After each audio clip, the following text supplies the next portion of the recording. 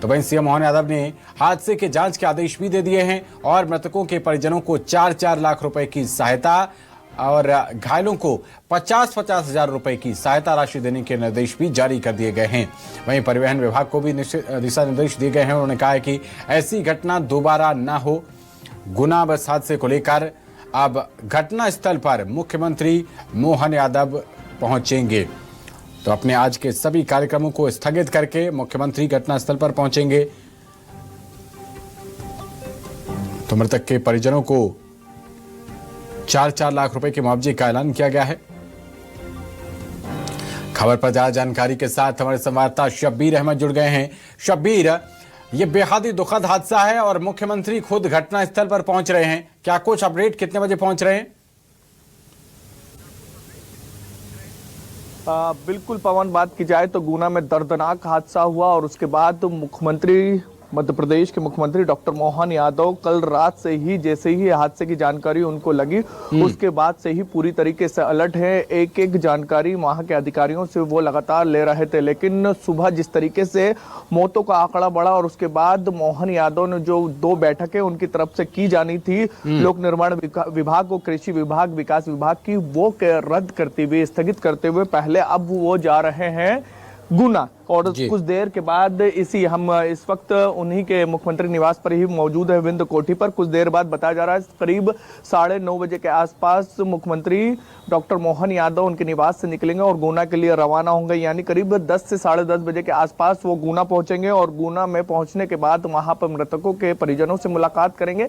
इसके साथ साथ करीब जो बताया जा रहा है 17 से अधिक यात्री जो है वो गंभीर रूप से घायल हुए हैं, क्योंकि कई लोग झुलसे भी हैं और उसके अंदर अभी भी कई लोग जिंदगी और मौत से जंग लड़ते हुए नजर आए। उन सभी से अस्पताल पहुंचेंगे, मुलाकात करते हुए नजर आएंगे, अधिकारियों से मुलाकात करेंगे, क्योंकि इसको लेकर अभी बात की जाए तो सियासत भी तेज होती नजर आ रही है। गुना के राघवगढ़ जो इलाका कहा जाता है दिग्विजय सिंह का, उनकी तरफ से भी ट्वीट आया है और उनकी तरफ से कहा गया है कि जो गाड़ी दौड़ रही थी, बस दौड़ रही थी, उसका परमिट नहीं था, यानी फिटनेस नहीं था, उसके बावजूद भी दौड़ रही थी। यानी इस पर सियासत भी गर्माती हुई नजर आ रही है। लेकिन इन सबके बीच ये कह सकते हैं कि मोहन यादव पूरी तरीके से इस मामले को गंभीरता से लेते हुए उनकी तरफ से कल देर रात को ही जांच के निर्देश दिए गए थे। मृतकों के परिजनों को 4-4 लाख के मुआवजे का ऐलान किया गया था।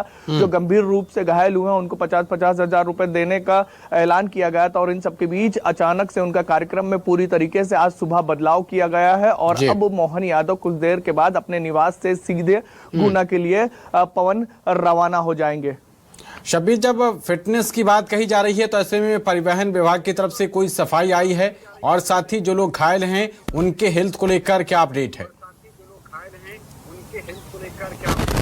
देखिए पवन, 2 सवाल थे आपके। एक ये था कि परिवहन विभाग की तरफ से कुछ रिएक्शन आया है क्या, क्योंकि सवाल उन्हीं के ऊपर उठ रहे हैं। तो इन्हीं तमाम चीजों की रिपोर्ट लेने ये कह सकते हैं कि मध्य प्रदेश के मुख्यमंत्री डॉक्टर मोहन यादव वहां पर पहुंचेंगे और उनकी तरफ से जो रात को जांच के निर्देश भी दिए गए तो उसमें यही सब रिपोर्ट मांगी गई है कि आखिर हादसा क्यों हुआ है, क्यों इस तरीके की लापरवाही हुई कि 13 लोगों की जान चली जाती है और 13 के 13 लोग जिंदा जल जाते हैं। और इन्हीं चीजों को लेकर अब वो मोहन यादव गुना पहुंचेंगे और इसके साथ साथ आखिर मौतें क्यों हुई, कैसे नहीं बचाया जा सका, इन तमाम चीजों की पहलुओं की जांच की जाएगी। लेकिन इन सबके बीच कई गंभीर जो घायल हुए हैं वो अभी भी जिंदगी और मौत से जंग लड़ते हुए नजर आ रहे हैं। बताया जा रहा है 3 जो यात्री थे वो काफी गंभीर रूप से झुलसे हैं, जो उनको अगर लगेगा तो भोपाल भी रेफर किया जा सकता है। लेकिन इन सब के बीच ये कह सकते हैं कि सियासत गरमाई हुई है। लेकिन दूसरी तरफ बात की जाए तो डॉक्टर मोहन यादव अभी कुछ देर के बाद यहां से रवाना हो जाएंगे। बता दें कल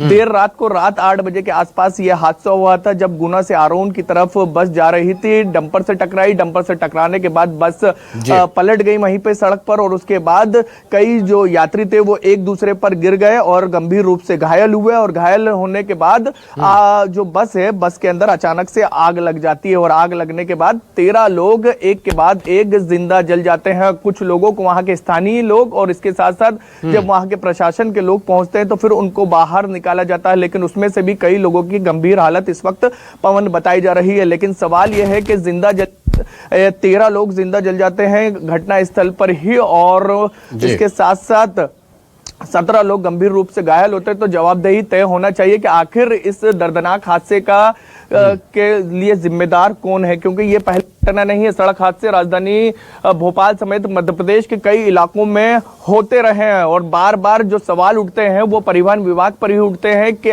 कई जगहों पर हमने देखा था कि जब हादसे हुए थे तो ये चीजें निकल कर सामने आई थी कि जिस बस से हादसे हुए, यात्री बस से हादसे हुए, उसके अंदर जो रिपोर्ट रहती है परिवहन विभाग की तरफ से मिलती है फिटनेस की, परमिट की, ये तमाम चीजें नहीं थी। और उसी के बाद इस वाले मामले में भी हम देख रहे हैं कि दिग्विजय सिंह मध्य प्रदेश के पूर्व मुख्यमंत्री जो गुना तरफ से ही आते हैं, उनकी तरफ से भी सवाल उठाए गए और कहा गया है कि जो अभी तक के उन्होंने सीधे तौर पर आरोप लगाए हैं लेकिन सबूत कुछ नहीं दिया। उनकी तरफ से कहा गया है कि अभी जो जानकारी निकलकर सामने आ रही कि बस का परमिट नहीं था, फिटनेस नहीं था, उसके बावजूद भी सड़कों पर ये बस दौड़ रही है। और ये पहला मामला नहीं है, इससे पहले भी जब हादसे हुए थे तो तब भी परमिट और इसके साथ साथ फिटनेस को लेकर सवाल उठते रहे हैं। ठीक है शबीर, बहुत शुक्रिया आपका।